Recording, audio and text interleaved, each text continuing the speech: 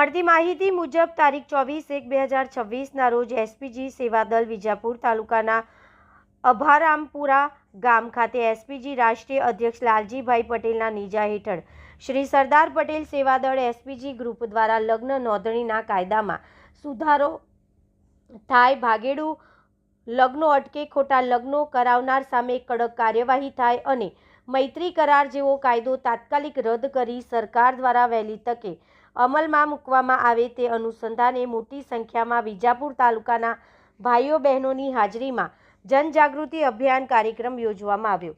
આ કાર્યક્રમમાં એસપીજીના આગેવાનો દ્વારા સરકાર તરફથી મીડિયાના માધ્યમથી વારંવાર કરવામાં આવેલી જાહેરાતને જાહેર મંચ પરથી માત્ર જનતાને ભ્રમિત કરતી લોલીપોપ ગણાવી, કારણ કે સરકારની વારંવાર મળેલ સરકારની કેબિનેટ મિટિંગમાં આ બાબતે કોઈ ચર્ચા વિચારણા કરી ઓફિશિયલ જાહેરાત કરવામાં આવી નથી। માટે આવનારા સમયમાં એસપીજીની આ લડતને દરેક વિસ્તારમાં વધુ મજબૂત બનાવવાનો સંકલ્પ કરવામાં આવ્યો। સરકાર સુધી વહેલી તકે રજૂઆતો કરવા અને વિધાનસભામાં અવાજ બુલંદ કરવા માટે એસપીજી દ્વારા ગુજરાતના દરેક ધારાસભ્યો અને સાંસદ સભ્યોને આવેદનપત્ર આપવામાં આવશે।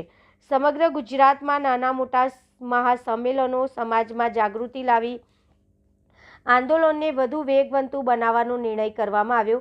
સરકાર વહેલી તકે જાગે તે માટે વિવિધ કાર્યક્રમો અને આંદોલનાત્મક પગલાં લેવામાં આવશે તેવી એસપીજી દ્વારા સ્પષ્ટ ચેતવણી આપવામાં આવી।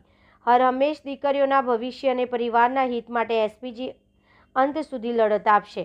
આગામી સમયમાં સરકાર દ્વારા કાયદામાં વહેલી તકે સુધારો કરવામાં નહીં આવે તો એસપીજીના નેજા હેઠળ સર્વે સમાજને સાથે રાખી ગાંધીનગર ખાતે કૂચ કરીશું અને લાખોની જનમેદનીમાં વિધાનસભા ઘેરવાના કાર્યક્રમ પણ કરીશું।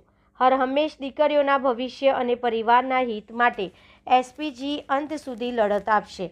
ન્યાય નહીં મળે ત્યાં સુધી સંઘર્ષ ચાલુ રહેશે।